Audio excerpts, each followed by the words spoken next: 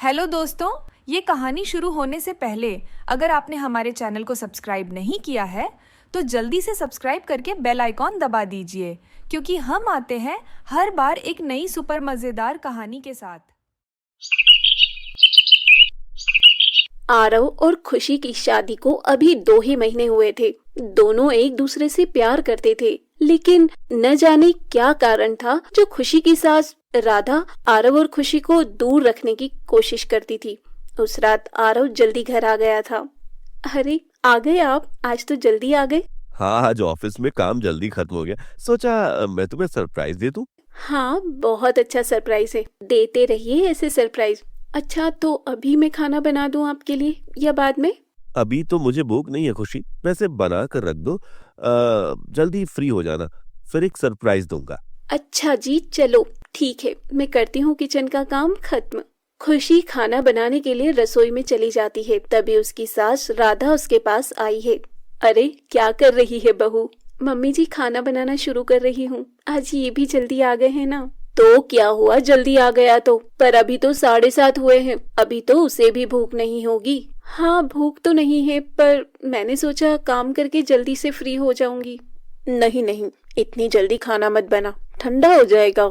लेकिन मम्मी जी, बनाने में भी तो घंटा लग जाएगा, फिर 9:30 बजे तक तो खाना ही है।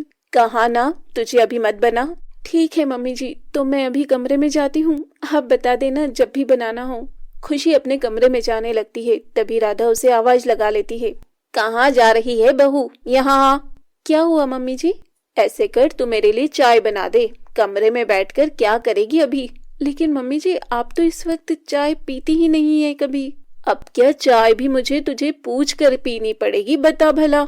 मेरा थोड़ा सर भारी हो रहा है, मेरा मन है चाय पीने का। अच्छा, बना देती हूँ, और साथ में थोड़े से पकोड़े भी बना देना। चाय के साथ पकोड़े खाने का मन हो रहा है। ठीक है मम्मी जी। राधा कुछ भी करके खुशी को बस काम में लगाए रखना चाहती थी ताकि वो कमरे में ना जा पाए। और बेचारी खुशी रसोई में चाय और पकोड़े बनाने लगती है। सब हो जाए तो रसोई अच्छे से साफ कर देना। लेकिन मम्मी जी, अभी खाना बनाना ही तो है, उसके बाद एक साथ कर लूंगी सफाई। नहीं नहीं, गंदी रसोई में खाना नहीं बनाना, पूरे अच्छे से साफ करनी है, फिर खाना बनाना है। ठीक है मम्मी जी। तभी आरव भी फ्रेश होकर वहाँ आ जाता है और देखता है कि खुशी किचन साफ कर रही थी। खुशी, तुम्हें 1 घंटा हो गया, अब तो काम हो गया होगा ना पूरा? नहीं, अभी तो। फिर साफ क्यों कर रही हो? चलो भी, थोड़ा बहुत छोड़ दो, मम्मी कर लेगी, तुम चलो मेरे साथ। लेकिन कहाँ? मुझे थोड़ा बाजार का काम है, हम दोनों बाजार चलते हैं। लेकिन बेटा, अभी तो सारी रोटी सब्जी बनाने का काम पड़ा है। क्या फिर इतनी देर से खुशी रसोई में क्या कर रही थी? वो मैं चाय और पकोड़े बना रही थी। लेकिन इस वक्त चाय और पकौड़े कौन खा रहा था? वो बेटा, मैंने कहा था, मेरा जरा सर में दर्द हो रहा था। मम्मी, सर में दर्द हो रहा था तो पकौड़े खाने की क्या जरूरत थी? तला हुआ नहीं खाना चाहिए था ना आपको? अब खाने के लिए भी मुझे सबसे पूछना पड़ेगा, बताओ भला। कभी कभी तो कुछ खाती हूँ मैं। इसका मतलब अभी तक खाना नहीं बनाया गया? खाना तो मैं अब बनाऊंगी। मम्मी, अब खाना आप बना लेना। अब तो आपका सर दर्द सही हो गया होगा ना? हम दोनों बाजार जाकर आते हैं। तभी राधा जानबूझकर सर दर्द होने का नाटक करती है और सर पकड़कर बैठ जाती है। नहीं बेटा, सच में बहुत दर्द हो रहा है। अगर दर्द ना होता तो मैं जरूर सारा काम कर लेती थी। हाँ मम्मी जी से नहीं होगा, रहने दीजिए, आप ही चले जाइए बाजार, हम फिर कभी चल लेंगे। मम्मी जी अभी ठीक नहीं है। ठीक है, फिर मैं जा रहा हूँ, थोड़ी देर में आऊंगा। आरव बाजार चले जाता है और राधा अपनी चालाकी पर खूब खुश होती है और मुस्कुराते हुए वो अपने कमरे में चली जाती है, जहाँ उसका पति किशन लाल बैठकर नॉवेल पढ़ रहा था। क्या बात है, बड़ी मुस्कुराती हुई आ रही हो? कौन सा तीर मार कर आ रही हो? अरे कुछ नहीं जी, मैंने तो क्या ही तीर मारना। लगता है तुम्हारा सर दर्द ठीक हो गया है। ये बात सुनकर राधा हैरान हो जाती है। पर आपको कैसे पता मेरा सर दर्द हो रहा था? जब तुम बाहर बैठकर सरदर्द का नाटक कर रही थी तो मुझे सब सुनाई दे रहा था। मैं तुम्हारे पीछे ही था। आप मुझ पर हर वक्त नजर रखते हैं क्या? हाँ, यही समझ लो। जानबूझकर तुमने खुशी और आरव को साथ जाने नहीं दिया होगा। हाँ, नहीं जाने दिया तो। इससे आपको क्या लेना देना? घर की औरतों के मामले में आप दखल मत दो। जब से आरव की शादी हुई है मैं तब से देख रहा हूँ कि तुम खुशी को उससे दूर ही करती जा रही हो। क्यों भला? अरे तो क्या करूं, न्यौछावर कर दूं अपने बेटे को उस कल की आई लड़की पर। ना जाने कैसी लड़की है, 2 महीने में पता थोड़ी ना लगता है। इतना भरोसा नहीं है तुम्हें अपनी बहू पर? फिर शादी ही नहीं करनी चाहिए थी अपनी बेटे की। ऐसे कैसे नहीं करती, शादी करनी तो जरूरी है। बस डर ये है कि वो मेरे बेटे को मुझसे छीन ना ले, इसीलिए थोड़ा हिसाब से ही रखती हूँ। तुम ये सही नहीं कर रही हो राधा, इससे उन दोनों के बीच में दूरियां आ जाएंगी। ऐसा कुछ नहीं होता, रहते तो साथ ही हैं, बस मैं ज्यादा चिपका चिपकी नहीं करने देती हूँ। देख लेते हैं तुम्हारी इस करतूत का क्या नतीजा निकलता है। अब आप ज्यादा दिमाग मत चलाइए, कहीं दिमाग की नस ना फट जाए जोर देने से। आराम से अपनी किताब पढ़िए बस। अगले दिन सुबह सब उठ गए और आरव एक्सरसाइज कर रहा था। खुशी, मेरे लिए नाश्ते में पोहा बना देना, आज मेरा पोहा खाने का मन है। ठीक है, आप कितनी देर में नाश्ता करेंगे? अभी मैं एक्सरसाइज कर रहा हूँ, 1 घंटे में सब करके आ जाऊंगा। ठीक है, मैं तब तक नहा लेती हूँ। खुशी आधे घंटे में तैयार होकर किचन में चली जाती है और सबके लिए नाश्ता बनाने लगती है। तभी राधा उसके पास आ जाती है। बेटा क्या कर रही है? मम्मी जी नाश्ता बना रही हूँ, आधे घंटे में आरव भी तैयार होकर आ जाएंगे, बाकी सबके लिए भी बना रही हूँ। बेटा आरव ने अभी मुझे बोला है कि अभी उसे 1 घंटा और लग जाएगा। अच्छा, मुझे तो नहीं कहा, तो मैं आपके और पापा जी के लिए बना देती हूँ। नहीं नहीं बेटा, फिर सब साथ ही कर लेंगे, तब तक आरव भी आ जाएगा।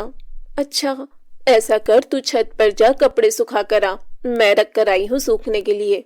ठीक है मम्मी जी, मैं सुखा कर आती हूँ। खुशी छत पर जाती है और देखती है कि वहाँ पर काफी सारे कपड़े रखे थे। खुशी खुद से कहती है, अरे इतने सारे कपड़े कैसे हो गए, पता नहीं, मम्मी जी भी ना सारे कपड़े ही धो देती हैं। वहीं आरव तैयार होकर रसोई में जाता है और देखता है कि खुशी वहाँ नहीं थी। मम्मी, ये खुशी कहाँ है? मैंने उसे बोला था 1 घंटे में मेरे लिए नाश्ता बना देना। अच्छा, लेकिन वो तो ऊपर कपड़े सुखाने गई है आधे घंटे से। इससे बस हर वक्त घर के काम में ही लगी रहती है, मेरा तो कोई काम ही नहीं सोचती। अरे बेटा गुस्सा मत कर, देख मैंने तेरे लिए पहले से ही पोहा बना कर रखा है, मुझे पता था तूने पोहा ही खाना है। अरे वाह मम्मी, माँ तो माँ ही होती है। कुछ ही देर के बाद खुशी कपड़े सुखाकर नीचे आती है और देखती है कि आरव नाश्ता कर रहा था। अरे ये क्या, आप तो लेट आने वाले थे ना, फिर जल्दी कैसे आ गए? मैंने तुमसे 1 घंटे कहा था, तो 1 घंटे में ही आया। लेकिन मैं तो बस कपड़े सुखाने गई थी, वो तो मुझे। तभी राधा उसकी बात काटकर बीच में ही बोल देती है, अरे बस कर, छोड़ो अब। तो क्या हुआ, मैंने बना दिए, खुशी ने बना दिए, एक ही बात है। आरव इस बात पर खुशी से थोड़ा नाराज था और नाश्ते के बाद वो ऑफिस चला जाता है। और वहीं राधा मन ही मन खुश हो रही थी। राधा मन में कह रही थी, हाँ हाँ मजा आ गया, बस मेरा बेटा मुझसे दूर नहीं होना चाहिए, उसके लिए चाहे मुझे जो मर्जी करना पड़े। अभी तो सिर्फ शुरुआत ही थी। आगे आगे देखिए कि राधा अपने बेटे को अपने पास रखने के लिए किस हद तक जाती है। अभी तो काफी कुछ होना बाकी है। शाम के वक्त जब आरव घर आता है तो वो सीधा कमरे में चला जाता है और खुशी उसके पास जाती है। क्या हुआ, आप मुझसे नाराज है क्या? नहीं। सॉरी ना बाबा, मुझे मम्मी जी ने बोला था कि आप लेट आओगे, इसीलिए मैंने पोहा नहीं बनाया था। कोई बात नहीं, घर के काम ज्यादा जरूरी है, मेरा क्या है। ऐसी बात नहीं है, प्लीज मुझे माफ कर दो। खुशी बार बार आरव को मनाने की कोशिश कर रही थी। तभी खुशी आरव का हाथ पकड़ लेती है और उससे गले से लगा लेती है। अगर मुझे माफ नहीं करोगे तो मैं रोती रहूंगी, देखना। तभी आरव हंसने लग जाता है। ये तो अच्छी धमकी है तुम्हारी, चलो ठीक है, माफ कर दिया। पक्का ना, आप नाराज तो नहीं है ना मुझसे? नहीं हूँ, लेकिन अब से ऐसे मत करना, मुझे अच्छा नहीं लगता। हाँ नहीं करूंगी, और मैंने जानबूझकर नहीं किया था। अच्छा चलो ठीक है, आज जल्दी से काम खत्म कर लेना और टाइम से रूम में आ जाना, मैं पहले ही कह रहा हूँ। ओके, वो मम्मी जी मुझे जल्दी खाना बनाने ही नहीं देती। तभी राधा अपने कमरे से बाहर निकल रही थी और उनकी आवाज सुनकर वो वहीं रुक जाती है। तो मम्मी की कोई बात मत सुनो, बस जाकर जल्दी से काम खत्म कर लो और जल्दी से मेरे पास आ जाओ। आज मैं जल्दी आ जाऊंगी, आप चिंता मत करो, पक्का। ठीक है, अगर नहीं आई तो फिर से नाराज हो जाऊंगा, देख लेना। नहीं नहीं, प्लीज आप नाराज मत होना। आप नाराज होते हो तो मुझे बिल्कुल अच्छा नहीं लगता, सच्ची। हाँ तो चलो चलो जल्दी जाओ, सब कर लो। उसकी सास वहां से जल्दी से चली जाती है और खुशी किचन में चली जाती है। राधा खुद से कहती है, अच्छा तो आज ये प्लानिंग बन रही है, अभी पानी फेरती हूँ इस पर। वहां से राधा रसोई में खुशी के पास चली जाती है।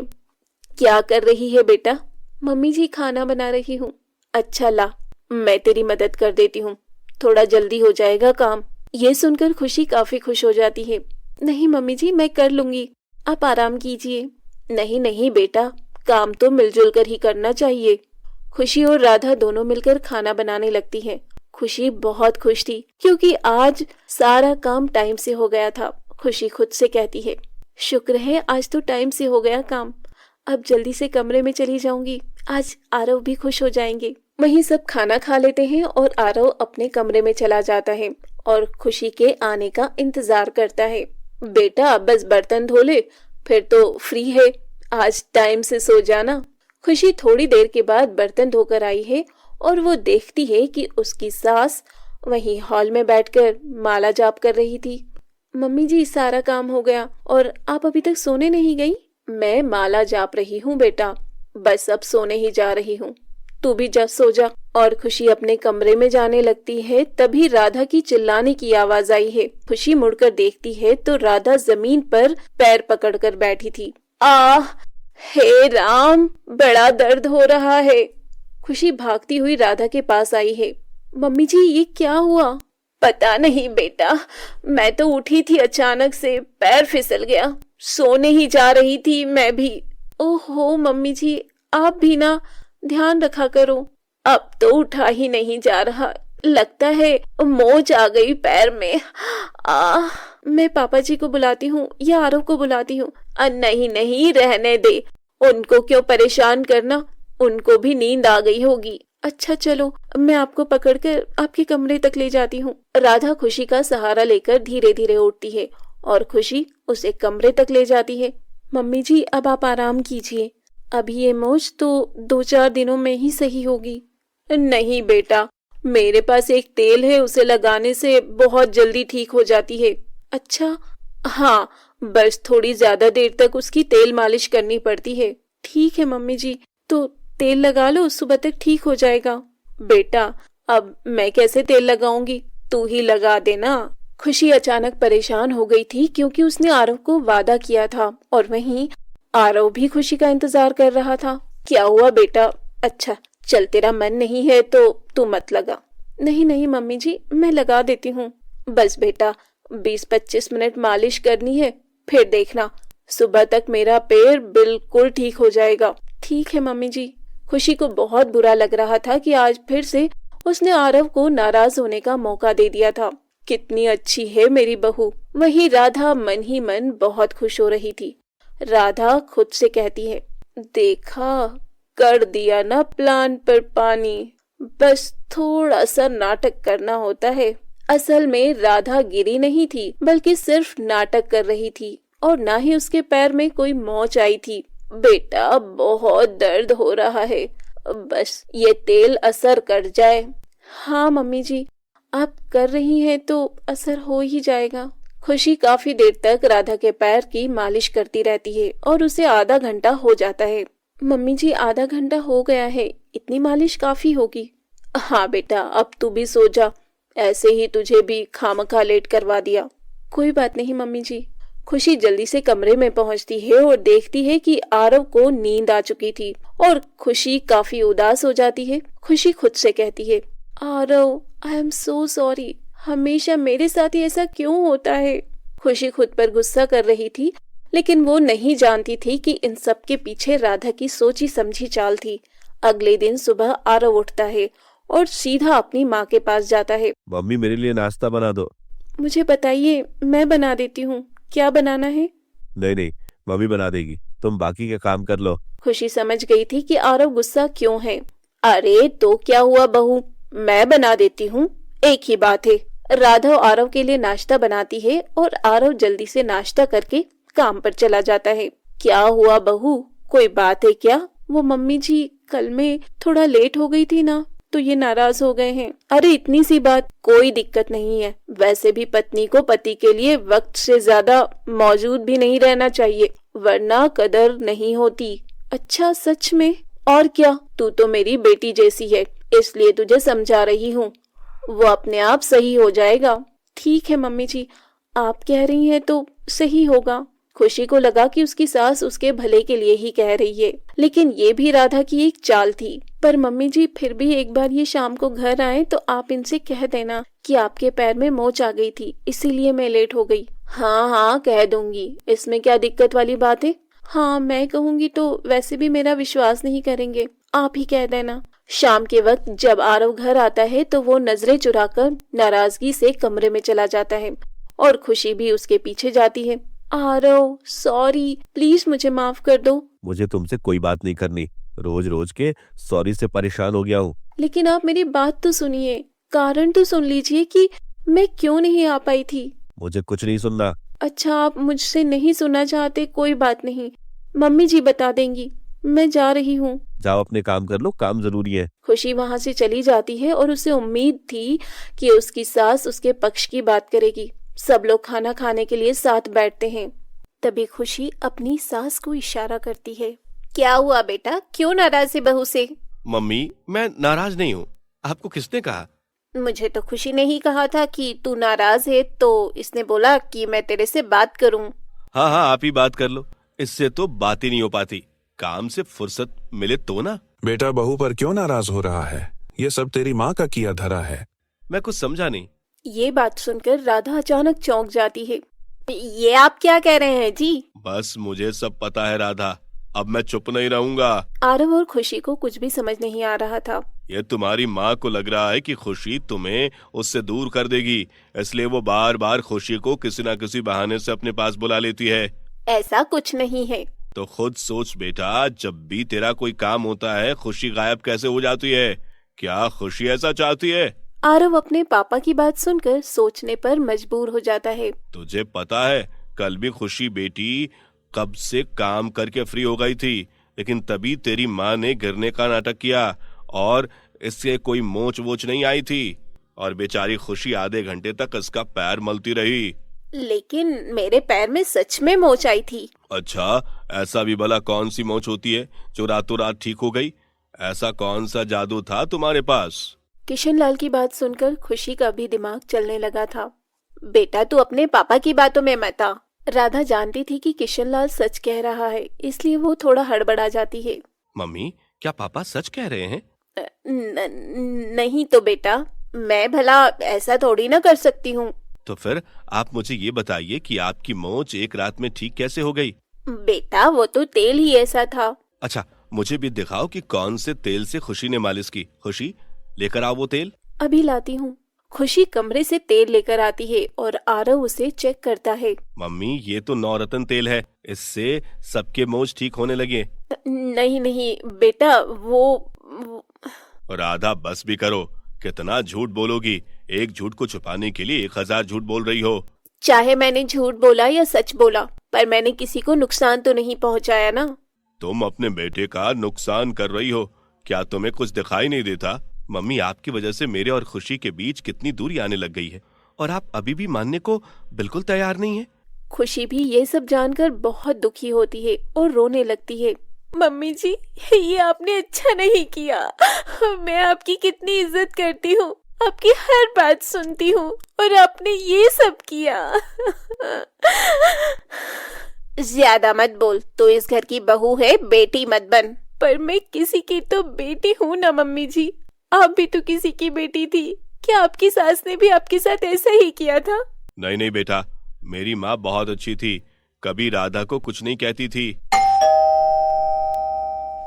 तभी अचानक डोरबेल बजती है। अरे रात के 10 बजने वाले हैं, इस वक्त कौन आया होगा? मैं देखता हूँ पापा। आरव जैसे ही दरवाजा खोलता है, सामने उसकी बहन पायल बड़ा सा सूटकेस लिए खड़ी थी। आरव हैरान हो जाता है। अरे पायल, तुम इस वक्त? वो भी इतना सारा सामान लेकर, क्या बात है? पहले मुझे अंदर तो आने दे। पायल को इस तरह से देखकर सब लोग हैरान हो गए थे। अरे पायल बेटा, इस वक्त अकेले कैसे आई है? और ये सामान?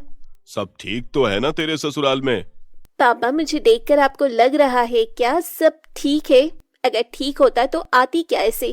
तो क्या हुआ बेटा, ऐसी क्या बात हो गई जो रात में तुझे आना पड़ा? हाँ, मुझे फोन कर देती, मैं तुम्हें लेने आ जाता। अब तो मैं आ गई हूँ ना, अब ये सब छोड़ो। मेरा दिमाग फट रहा है, बहुत गुस्सा आ रहा है मुझे। पर बेटा बात तो बता, क्या हुआ है? दीदी, आपके लिए कॉफी बना देती हूँ। हाँ भाभी प्लीज, एक आप ही हैं मुझे सही से समझती हैं। खुशी अपनी नंद पायल के लिए कॉफी बनाने चली जाती है। पायल बेटी, शांत हो जाओ। अभी हम तुझे कोई सवाल जवाब नहीं करते, कल करेंगे। मैं सोने जा रहा हूँ। हाँ पापा, पायल थोड़ी परेशान लग रही है, अभी थोड़ा रिलैक्स होने दो, हम कल बात कर लेंगे उससे। अब बेटा मुझे तो बता दे, बात क्या हुई है? मम्मी प्लीज, आपको समझ में नहीं आता क्या? एक बार मुझे आराम से बैठने तो दो, आते ही मेरे पीछे लग गई हो। अच्छा ठीक है, गुस्सा मत कर। तभी खुशी कॉफी लेकर आ जाती है। दीदी, अब आप आराम से बैठिए और कॉफी पीजिए।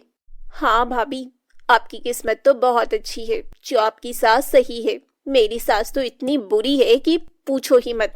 अच्छा, अब मैं समझी, ये सारा तेरी सास का किया धरा है, उसकी वजह से तुझे यहाँ आना पड़ा ना? हाँ मम्मी, और आपने ही तो मुझे कहा था कि सास की कोई बात बर्दाश्त नहीं करनी, तो इसीलिए मैं आपकी सीख पर ही चल रही हूँ। हाँ हाँ, तू चिंता मत कर, मैं तेरी सास से बात करूंगी। कोई फायदा नहीं मम्मी, उनसे बात करने का कोई फायदा नहीं, उन्हें कुछ समझ में नहीं आता। अरे ऐसे ही थोड़े ना मैं तेरा घर उजड़ने दूंगी। ये बात सुनकर आरव हंसने लग जाता है। एक तो आप पायल को उसकी सास के खिलाफ भड़काती हैं, और मेरा घर तो आपने उजड़ने पर बना ही लिया था, अब पायल का घर क्या बचाएंगी? ये सुनकर पायल हैरान हो जाती है। क्या मतलब है आरव? मम्मी ने क्या किया? पायल, तुम अभी आई हो तो बहुत टाइम बाद सब पता लग जाएगा धीरे धीरे कि क्या क्या है मम्मी ने। मम्मी बताओ ना, क्या बात है? अरे कुछ नहीं, ये सब तेरे पापा का किया धरा है। चलो खुशी, हम सोने चलते हैं। अरे बहू, रसोई में बर्तन पड़े हैं धोने वाले, तो वो धो दे। कोई जरूरत नहीं है अभी बर्तन धोने की, खुशी कल धोएगी बर्तन। हाँ मम्मी जी, कल धो दूंगी। अच्छा, तो अब तुम दोनों भी मेरे साथ ऐसा करोगे? अपने पापा की बातों में आ गया है आरव तू। लेकिन पापा ने जो कहा वो पूरा सच था, मुझे पापा की आदत पता है, वो कभी झूठ नहीं बोलते। आरव और खुशी रूम में चले जाते हैं और राधा उन दोनों के व्यवहार से चिढ़ जाती है। देख बहू के तेवर, और बेटा भी ऐसा ही हो गया है। अरे मम्मी, मुझे ये सब नहीं देखना, मैं तो खुद परेशान होकर आई हूँ। फालतू का ड्रामा, मुझे कोई लेना देना नहीं। मेरी बात तो ना मेरा बेटा सुनता है ना मेरी बेटी। मैं तो सोने जा रही हूँ। अगले दिन सुबह ही पायल का पति सुरेश उसे लेने के लिए उसके घर पहुंच जाता है। अरे जीजा जी, कैसे हैं आप? आइए आइए। आओ बेटा आओ। नमस्ते पापा। बेटा, क्या बात हो गई? मम्मी जी, ऐसी कोई बात नहीं हुई है, बस पायल को ज्यादा ही गुस्सा आ गया था, छोटी छोटी घरेलू बातें हैं बस। कोई बात नहीं बेटा, हम पायल को भी समझाएंगे, ऐसी छोटी छोटी बातों पर नाराज होकर घर नहीं छोड़ा करते। हाँ पापा जी, वैसे पायल है कहाँ? जीजा जी, वो अपने कमरे में है, उसे अभी बुलाकर लाता हूँ। आरव पायल को बुलाने जाता है और पायल आराम से मोबाइल में गेम खेल रही थी। पायल, जीजा जी आए हैं, चलो बात कर लो। मुझे कोई बात नहीं करनी। अरे ऐसा क्यों कह रही हो? जीजा जी खुद चल कर आए हैं। तो मैं क्या करूं, मुझ पर कोई एहसान थोड़ी ना किया है, तुम जाओ। आरव वहां से चला जाता है और पायल अपने कमरे का दरवाजा लॉक कर लेती है। क्या हुआ आरव, नहीं आई ना वो? हाँ जीजा जी, लगता है ज्यादा ही नाराज है। मम्मी जी, पापा जी, आप ही समझाएं उसे। अब मैं पायल को लेने आया हूँ, जो भी बात होगी हम घर पर जाकर कर लेंगे, अब वही तो है उसका घर। हाँ बेटा, तुम सही कह रहे हो, अभी मैं उसे समझा कर लेकर आता हूँ। अरे क्यों जबरदस्ती कर रहे हैं? अगर मेरी बेटी नहीं जाना चाहती तो? लेकिन मम्मी जी, जीजा जी खुद लेने आए हैं, फिर भी दीदी ऐसा कर रही है, ये गलत बात है। अरे हमें क्या पता क्या बात हुई है, पूरी बात तो सुनो आज तक की, तभी तो जाकर पता लगाऊंगी कि किसकी गलती है। किशन लाल पायल को बुलाने जाता है, लेकिन पायल दरवाजा नहीं खोलती। बेटा दरवाजा खोलो, एक बार दामाद जी से बात तो कर लो।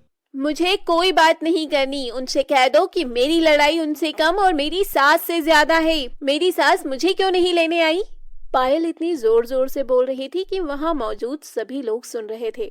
हाँ बेटा बता, समधन जी क्यों नहीं आई? मम्मी जी, मेरी माँ की तबीयत सही नहीं है। जब से पायल घर छोड़कर गई है उन्होंने ये बात अपने दिल से लगा ली है। ऐसा भी कोई उनका बहू से प्यार नहीं है कि दिल से लगा ले। लेकिन मम्मी जी, आप मेरी माँ के बारे में ऐसा नहीं बोल सकती। आप नहीं जानती कि क्या बात है। तो दामाद जी आप ही बता दो क्या बात है। मैं कहाँ दिन भर अपने घर पे रहता हूँ। सास बहू की आपस की बातें हैं। तो फिर ठीक है, मैं आपकी मम्मी से बात करके ही इसे भेजूंगी। इसका मतलब आप पायल को कुछ नहीं समझाएंगे और उसे नहीं भेजेंगे मेरे साथ? नहीं नहीं जीजा जी, ऐसी बात नहीं है। पायल ने बहुत जिद पकड़ ली है और आप देख ही रहे हैं, पापा के जाने पर भी वो दरवाजा नहीं खोल रही है। सुरेश को ये सब देखकर काफी गुस्सा आता है। ठीक है, मैं जा रहा हूँ। पायल से कहना मैं दोबारा उसे लेने नहीं आऊंगा। रुकिए जीजा जी। लेकिन सुरेश नहीं रुकता और वहाँ से चला जाता है। अरे बेटा आरव, जाने दे दामाद जी को, हम आराम से पायल से बात करेंगे। आप तो रहने ही दीजिए, आप ही पायल को हिम्मत दे रही हैं। कुछ देर के बाद पायल रूम से बाहर आती है। पायल, तुम्हें ऐसा नहीं करना चाहिए था। जीजा जी की बहुत बेइज्जती हुई है इस घर में। हाँ पायल, ये अच्छी बात नहीं है। अरे क्यों मेरी बेटी के पीछे पड़े हो? तुम चुप रहो। राधा, तुम्हारे इस व्यवहार से ही ये सब खराब हो गया है। लेकिन पापा आप नहीं जानते मेरे साथ उस घर में क्या क्या होता है। हमें कैसे पता लगेगा? तुम हमें बताओगी तभी पता लगेगा ना। समस्या बताने से ही समस्या का हल हो सकता है। अब मेरी बेटी कह रही है कि वो किसी समस्या में है तो सच ही कह रही होगी ना। बताओ पायल, क्या बात है? मुझे इस बारे में कोई बात नहीं करनी। पायल देखो, तुम्हारे सास ने, मुझे नहीं पता कैसी हैं, लेकिन कम से कम वो तुम्हें जीजा जी से दूर तो नहीं करती होंगी ना? क्या मतलब? मैं कुछ समझी नहीं। क्या तुम्हारे सास ने कभी ऐसा किया है कि तुम्हें और जीजा जी के बीच दूरियां आ जाए, तुम एक दूसरे से नाराज रहने लगो? नहीं, ऐसा तो कुछ नहीं किया। इसका मतलब खुशी की सास से तुम्हारी सास तो बहुत अच्छी हैं। क्या मतलब? मम्मी ने ऐसा क्या कर दिया? मम्मी जानबूझकर खुशी को कामों में लगा के रखती थीं ताकि वह मेरे साथ वक्त नहीं बिता सके। या तो मुझे पापा ने सारी सच्चाई बताई थी। मम्मी क्या ये सब सच है? अरे घर की बेटी के ससुराल में प्रॉब्लम चल रही है और ये सब मेरे पीछे हाथ धोकर पड़ गए हैं। हाँ दीदी, ये सब सच है, लेकिन मैंने कभी भी मम्मी जी का विरोध नहीं किया। लेकिन क्यों भाभी? क्योंकि मुझे सिखाया गया था कि सास माँ की तरह होती है और मैंने इन्हें माँ की तरह ही समझा, इनकी हर बात मानी। हाँ बेटा, खुशी बहुत अच्छी बहू है, लेकिन राधा को इसकी कदर नहीं है। इसे लगा कि ये आरव को छीनने आई है। मम्मी आप ऐसा कैसे कर सकती हैं? अब मैं ऐसा कुछ नहीं कर रही हूँ। अब मैं सुधर गई हूँ। अब मुझे भाषण देना बंद करो। तभी राधा का फोन बजता है और वो पायल की सास सुमति का फोन था। अरे पायल, तेरी सास का फोन आ रहा है, बात कर लीजिए अगर करनी है तो। ठीक है। राधा फोन उठाती है। कॉल पर समधन जी, सुरेश पायल को लेने आया था, वो क्यों नहीं आई? देखिए समधन जी, ये सारी बातें तो हम आपस में बैठकर ही करेंगे। फोन पर तो इतनी बात होती ही कहाँ है। लेकिन समधन जी, मेरी तबीयत थोड़ी ठीक नहीं है। कोई बात नहीं, थोड़ा आराम कीजिए, ठीक हो जाएगी, फिर आ जाना बात करने। ठीक है, जरा फोन पर बात करवा दो उससे। वो नहीं करेगी। और वैसे अगर आपको अपनी बहू की इतनी ही चिंता थी तो आपको भी उसे लेने आना चाहिए था। लेकिन मैं आपसे कह रही हूँ ना कि मेरी तबीयत ठीक नहीं थी। तो ठीक है, आप पहले तबीयत ठीक कर लीजिए, फिर बहू की याद आ जाए तो उसे लेने आ जाना। हाँ, मैं जरूर आऊंगी मेरी बहू को लेने। 2 दिन के बाद शाम के वक्त आरव और खुशी बाजार चले जाते हैं और थोड़ी देर में उनके घर पर पायल की सास सुमति आ जाती है।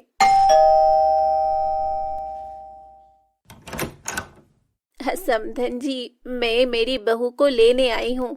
हाँ हाँ, आपकी ही बहू है, आप बिल्कुल लेकर जाइए, लेकिन पहले मुझे बता दो बात क्या हुई है। आप पायल को बुला लीजिए, हम तीनों बैठकर बात कर लेते हैं।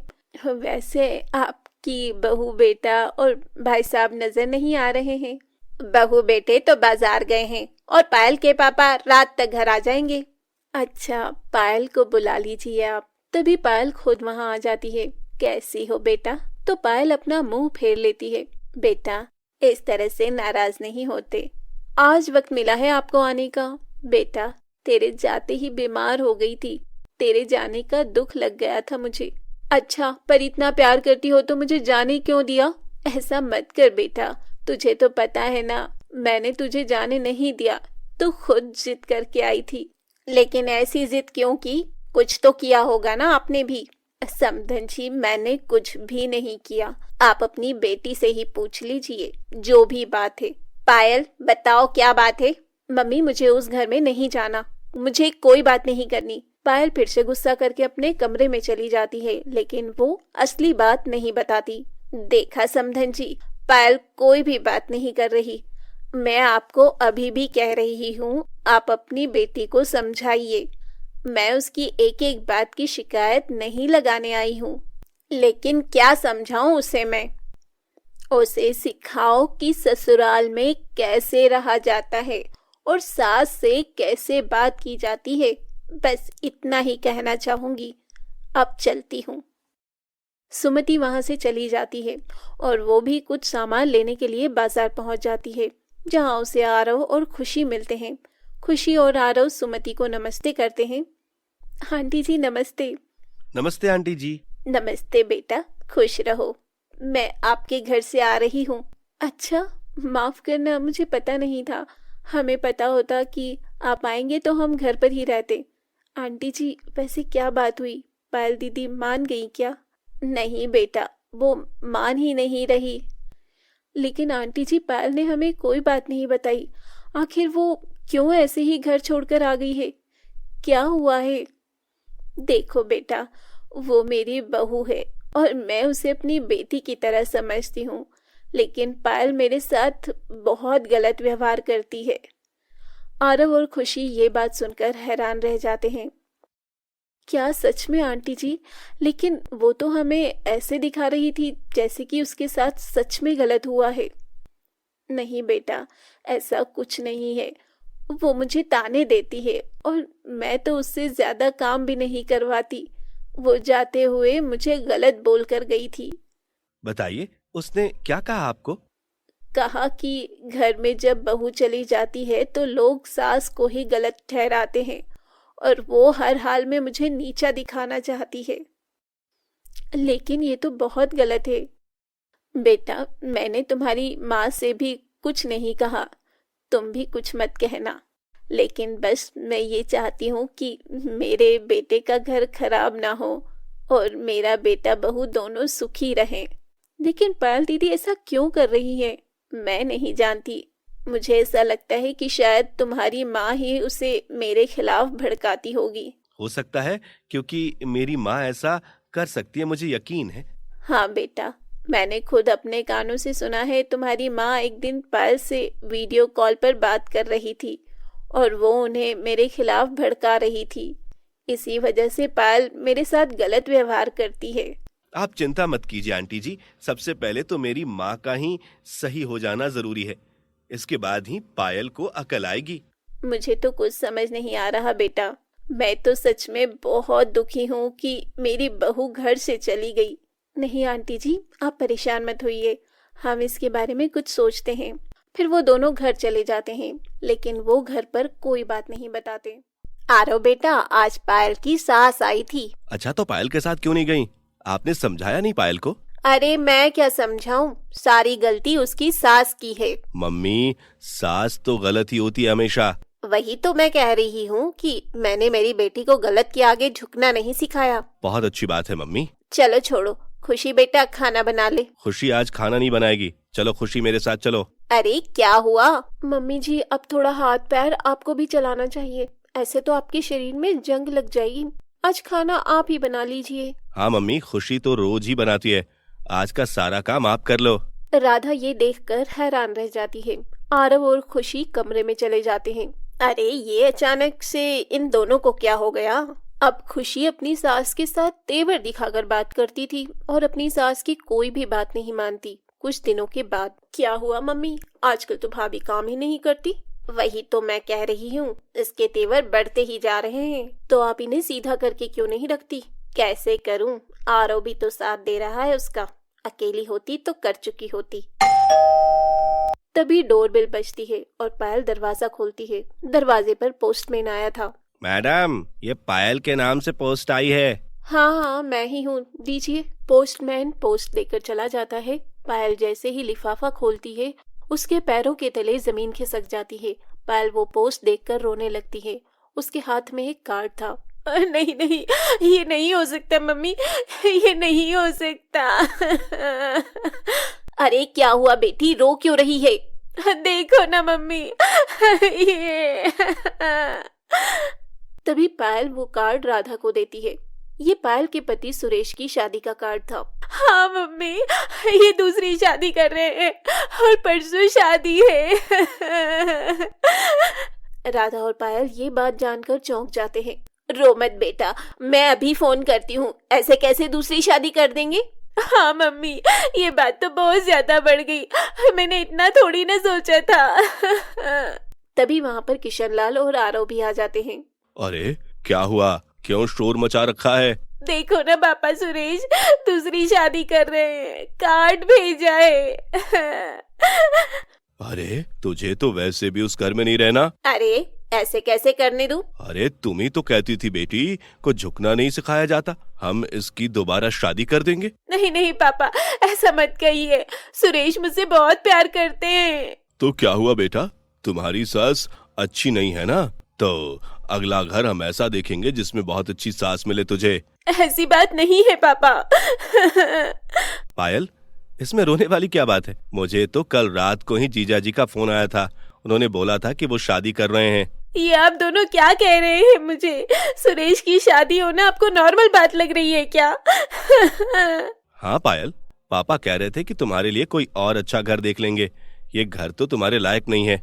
ऐसा नहीं है सुरेश, बहुत अच्छे हैं। और सच कहूँ तो मेरी सास भी बहुत अच्छी है। मैंने तो उन पर झूठे इल्जाम लगाए थे।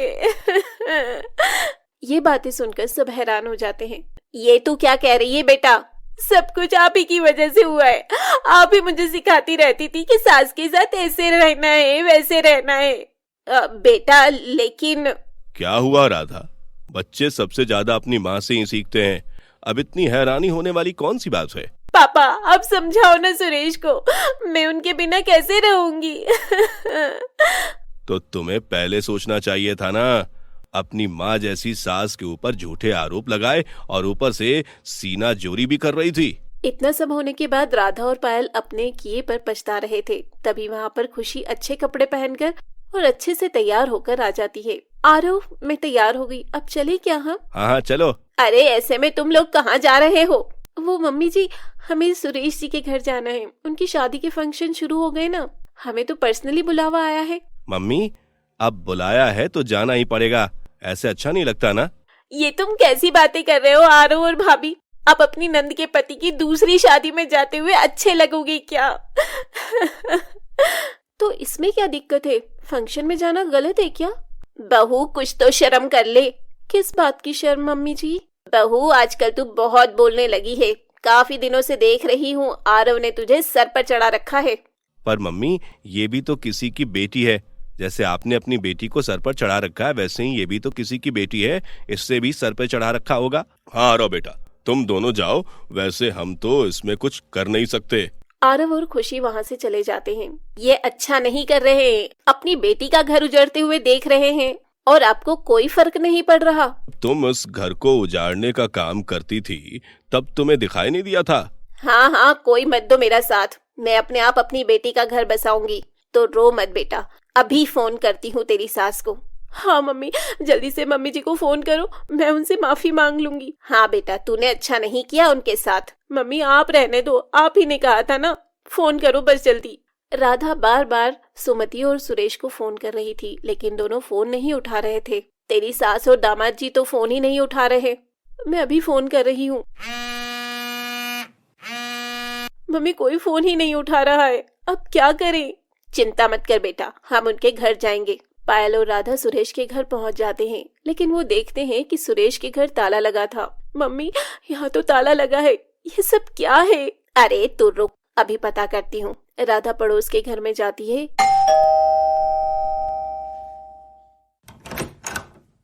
एक औरत बाहर आती है। हाँ बहन जी। बहन जी, ये आपका पड़ोसी सुरेश मेरा दामाद है। उनके घर पर ताला लगा है। कहाँ गए हैं ये लोग? हाँ, आपको जानती हूँ मैं। ये सब सुरेश की दूसरी शादी का प्रोग्राम बाहर किसी होटल में ही कर रहे हैं। वहीं गए हैं सब। लेकिन कार्ड पर तो बस एक पैलेस का नाम लिखा है और दूसरी जगह का नाम तो लिखा ही नहीं है। हाँ, वो दरअसल उन्होंने कुछ खास लोगों को फोन करके ही उसे जगह का नाम बताया है। बाकी शादी तो इस पैलेस में ही है। आपको उस जगह का नाम पता होगा, प्लीज बता दो, हम जाना चाहते हैं। लेकिन हमें तो उन्होंने बुलाया नहीं, सिर्फ शादी वाले दिन का ही कार्ड है। हमारे यहाँ पे भी सिर्फ शादी वाले दिन का ही कार्ड है। अच्छा, पुराने ससुराल में भी कार्ड दिया है। वाह, क्या जमाना आ गया है। राधा वहाँ से चली जाती है और पायल को सारी बात बताती है और पायल फिर से रोने लग जाती है। मम्मी, मुझसे बहुत बड़ी गलती हो गई। मैंने क्या सोचा था और क्या हो गया। बेटा तू चिंता मत कर, मैं आरव को फोन करके पूछती हूँ, वो भी वहाँ गया है, उससे जगह का पता होगा। हाँ मम्मी, जल्दी पूछो। राधा आरव को फोन करती है, लेकिन आरव उसे कुछ भी नहीं बताता और गुस्से में पायल और राधा वापस घर आ जाते हैं। रात के वक्त आरव और खुशी घर आते हैं और राधा काफी गुस्से में थी। खुशी, तुझे दिखता नहीं है, घर का सारा काम पड़ा है। तो मैं क्या करूं मम्मी जी, आप और दीदी कर लीजिए ना। ज्यादा जुबान मत लड़ा। और आरव, तू वहाँ फंक्शन में मजे मार रहा था, यहाँ तेरी बहन का रो रो कर बुरा हाल है। लेकिन मम्मी, अब मुझे क्यों कह रही हो? ये सब आपने ही किया था खुशी, और मेरा इसमें कोई रोल नहीं है। हाँ मम्मी जी, बाकी हम तो खा पी कर आए हैं, आप देख लीजिए क्या खाना है। आरव और खुशी वहाँ से अपने कमरे में चले जाते हैं और अब राधा को बहुत बुरा लग रहा था कि उसकी बहू उसके साथ ऐसा व्यवहार कर रही है और साथ ही उसकी बेटी का भी घर उजड़ गया था, वो भी उसकी खुद की वजह से। अरे क्या हुआ राधा? आज पहली बार मुझे ऐसा लग रहा है कि तुम बाहर से ही नहीं अंदर से भी रो रही हो। हाँ, मुझे बहुत दुख हो रहा है। हालात इतने खराब हो गए। पर अब पछताए क्या हो जब चिड़िया चुग गई खेत। ऐसा मत कहिए, हमारी बेटी है पायल, और मैं तो खुशी के व्यवहार से बहुत हैरान हूँ। लेकिन जो पायल ने अपनी सास के साथ किया, अब खुशी भी वही कर रही है। जो तुम्हें अपनी बेटी को सिखाया वो खुशी ने भी सीख लिया। मुझसे बहुत बड़ी गलती हो गई। अगर मैं सही से रहती तो पायल का घर न उजड़ता और शायद खुशी भी ऐसा ना करती। खुशी तो बहुत लायक लड़की है, लेकिन तुम्हारी वजह से उसने खुद को बदल लिया। अब मैं क्या करूं, मुझे कुछ समझ नहीं आ रहा। पायल के लिए कोई नया ढूंढना शुरू कर दो। मैं तो सो रहा। परेशानी में राधा रात भर सो नहीं पाती और अगला दिन भी वैसे ही निकलता। और फिर आता है सुरेश की शादी का दिन। किशनलाल, आरव और खुशी तैयार होकर शादी में चले जाते हैं। देखो तो, ये तीनों शादी में चले गए हैं, बिल्कुल भी शर्म नहीं है इन्हें। मम्मी, मुझे किसी से कोई लेना देना नहीं है, मुझे सिर्फ सुरेश से मतलब है, आप कुछ करिए। तू चिंता क्यों करती है, अभी हम चलते हैं, देखती हूँ कैसे शादी करते हैं वो। कुछ ही देर के बाद राधा और पायल भी पैलेस में पहुंच जाते हैं। तभी वो दोनों देखते हैं कि दूल्हा दुल्हन की मांग भर रहा था। पायल जोर से चिल्लाती है और रोते हुए जमीन पर बैठ जाती है। नहीं सुरेश, ये क्या कर रहे हो? दामाद जी, ये क्या किया आपने? शर्म आनी चाहिए आपको। तभी राधा गुस्से से दूल्हे के पास जाती है तो देखती है कोई और ही लड़का था। तभी पायल के पीछे से सुरेश और सुमति उसके पास आकर उसे उठाते हैं। क्या हुआ पायल? उन्हें देखकर पायल और राधा हैरान हो जाते हैं। आप यहाँ तो? फिर वो शादी का कार्ड और ये शादी। तुम्हें देने के लिए कार्ड लिया था और ये मेरे दोस्त की शादी हो रही है। शुक्र है, पर आपने क्यों किया ये?